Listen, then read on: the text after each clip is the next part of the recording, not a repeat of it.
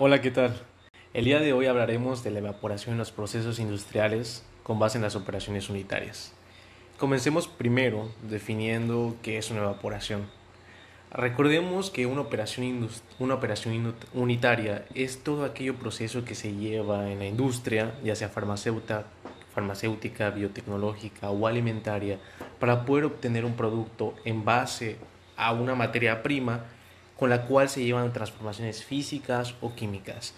En este caso, la evaporación es una de las operaciones unitarias más cotidianas en la industria, ya sea biotecnológica, farmacéutica o alimentaria, como ya mencionamos en un inicio, donde lo que se busca esencialmente en la evaporación es obtener un producto de mayor concentración del primero que se introdujo en el evaporador, con el cual tendremos un producto de desecho, el cual será el vapor condensado, el cual nos resultará útil.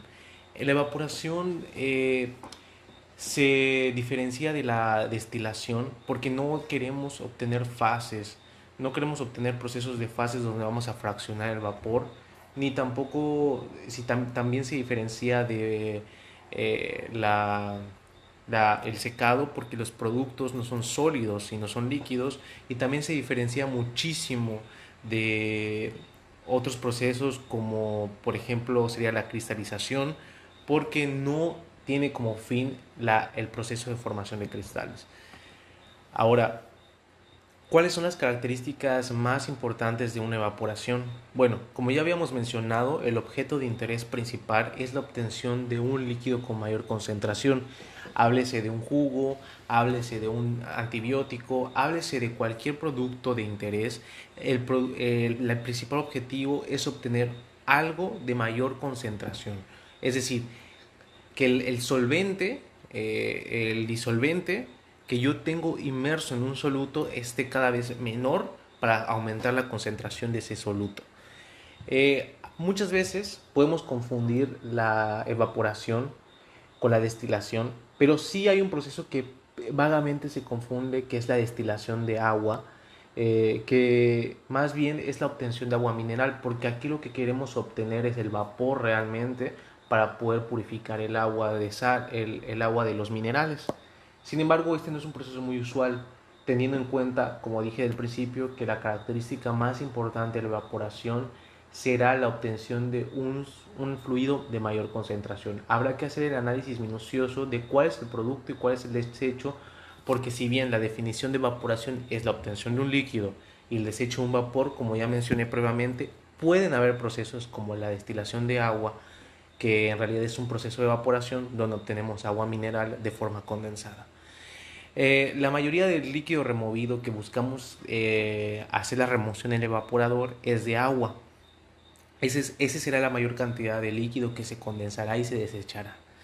Las características de la evaporación dependen internamente de la naturaleza del líquido a evaporar, es decir, la concentración a la cual se encuentra, la formación de espuma para que pueda realizar el arrastre de vapor, la sensibilidad a la temperatura, por ejemplo, si estamos trabajando con un jugo de naranja, la sensibilidad o el proceso de desnaturalización de las enzimas del jugo son sensibles a altas temperaturas, por lo tanto tendremos que saber a qué temperaturas estamos trabajando para poder optimizar el proceso. Por lo tanto, es bien importante comprender que va a depender íntimamente de la naturaleza del fluido, del líquido, en el diseño de mi operador, de mi evaporador, perdón. Los procesos de evaporación pueden ser de simple efecto. Cuando nos referimos a un simple efecto es que solo hay un ciclo. Es decir, entra el líquido, sale el vapor del condensador y se elimina el líquido de forma que se obtiene la forma más concentrada. Ese es de doble efecto. De efecto doble, perdón, ese es de efecto simple. De efecto doble es que yo vuelvo a reutilizar el vapor de la primera reacción para utilizarlo en un segundo efecto.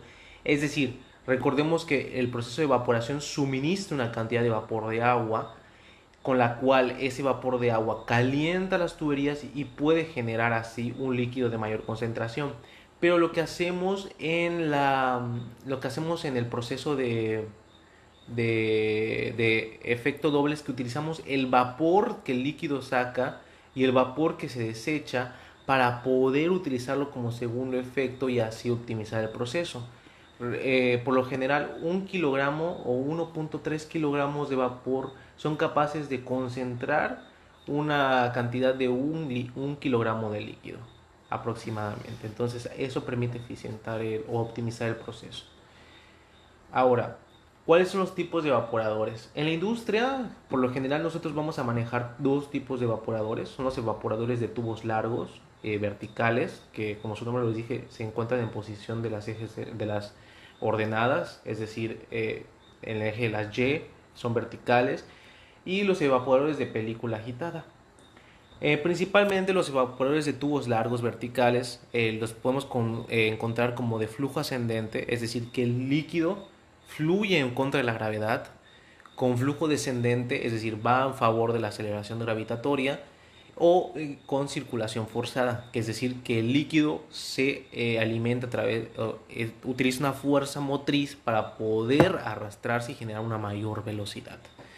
Y los evaporadores de película agitada son aquellos que propician la transferencia de energía térmica mucho más fácil por el movimiento de las partículas, acelerando la velocidad de la velocidad cinética, acelerando la energía cinética y potencial de las partículas, propiciando una generación de mayor energía en las partículas. Hablemos primero del evaporador de flujo ascendente. En primera instancia tenemos que comprender que el evaporador de flujo ascendente es aquel que tiende a llevar el flujo del líquido hacia un condensador que se encuentra en la parte superior. Esto lo hace por medio de una entrada de vapor de agua y una entrada de líquido. Esta entrada de alimentación de líquido lo que hace es salir por esta parte del concentrado en la parte baja, pero primero es arrastrado todo el vapor para realizar una filtración o una separación donde las partículas de gas y líquido chocan contra placas metálicas para poder separar todo el líquido excedente y ponerlo en recirculación y así salir de la forma concentrada. Generalmente este flujo ascendente se utiliza más para procesos donde no se requiere tanto control de la temperatura, pero por lo general pueden ser de un solo ciclo, es decir, que entran y salen, o puede ser de ciclo repetitivo. Eso ya va a depender de cuál es el proceso y el análisis del líquido, como lo mencioné, pero por lo general se busca que este proceso no tiene tanto cuidado de la temperatura, a diferencia de los evaporadores de flujo descendente. En estos evaporadores sí se busca que el líquido conserve una temperatura muy estable, porque por lo general, como ya habíamos visto, si estamos manejando líquidos con una sensibilidad a la temperatura alta, entonces se puede desnaturalizar lo que estamos trabajando. Por lo tanto, este tiene una fuente de alimentación que está en la parte de aquí, baja directamente el flujo. En esta parte se encuentra el mismo filtrado y la separación, y de esta manera solamente permite el flujo. Aproximadamente estos procesos tardan de 3 a 5 segundos en salir, porque no se requiere tanta, como ya había mencionado, que se recircule, ¿no? Puede ser que también el flujo descendente pueda llevar una recirculación, sí puede ser. Todo va a depender del proceso, de qué tipo de proceso quiero trabajar, si tengo que haber recirculación, porque la recirculación va a depender del tipo de líquido, como ya mencioné. Aunque no estemos trabajando con temperaturas altas, el hecho de que el líquido esté constantemente en recirculación y esté constantemente en la cabina de recolección de vapor, va a calentarlo y lo va a desnaturalizar. Por eso es importante comprender con qué líquido estamos trabajando. Luego está el evaporador de circulación forzada. Por lo general es suficiente cuando utilizamos la película descendente o ascendente, la fuerza motriz o la fuerza de desplazamiento que lleva el fluido, la velocidad por lo general de 1.2 a 2 metros por segundo.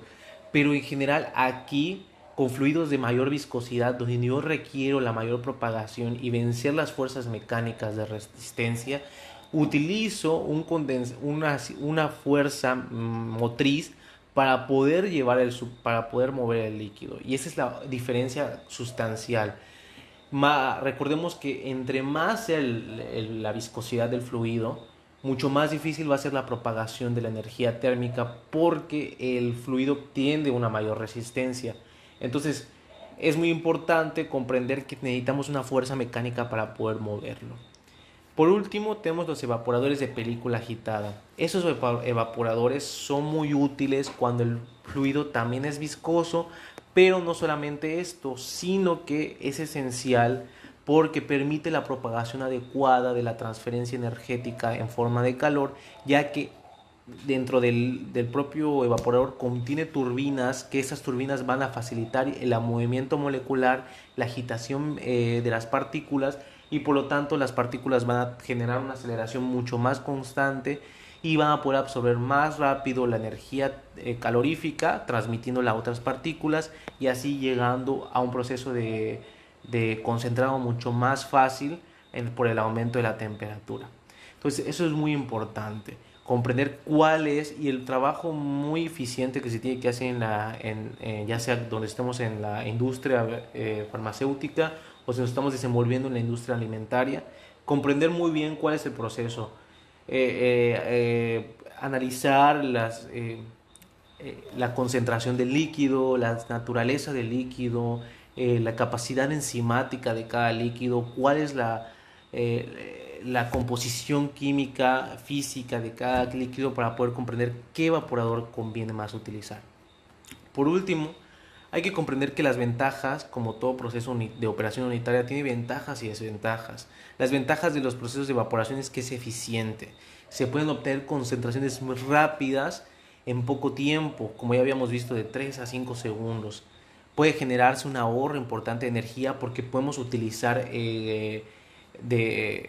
evaporadores de efecto múltiple que utilizan las energías y de esta forma, teniendo el punto 3, cada evaporador se adapta a diferentes líquidos existentes. O sea, yo tengo esa flexibilidad de utilizar diferentes procesos de evaporación con los requerimientos de líquidos que yo necesito. Y por último, las desventajas de los procesos de evaporación es que son muy costosos. Por lo general, siempre utilizamos para la elaboración de los tanques de evaporación níquel, cobre, plomo, níquel, cobre, plomo, aluminio, acero inoxidable. Utilizamos materiales que son un poco caros, entonces por eso es un poco cara la elaboración. Además de que también requerimos cuidar mucho las temperaturas porque depende de los líquidos. A veces líquidos se van a desnaturalizar muy rápido y es por eso importante cuidar la temperatura y es un poco achacoso cuando trabajamos con los procesos de evaporación. Y por último es que si nuestra solución que tiene la tendencia a formar cristales, probablemente puedan haber complicaciones a la hora de que pase el líquido a través de los tubos si no se diseña correctamente el evaporador, si no elegimos el correcto evaporador.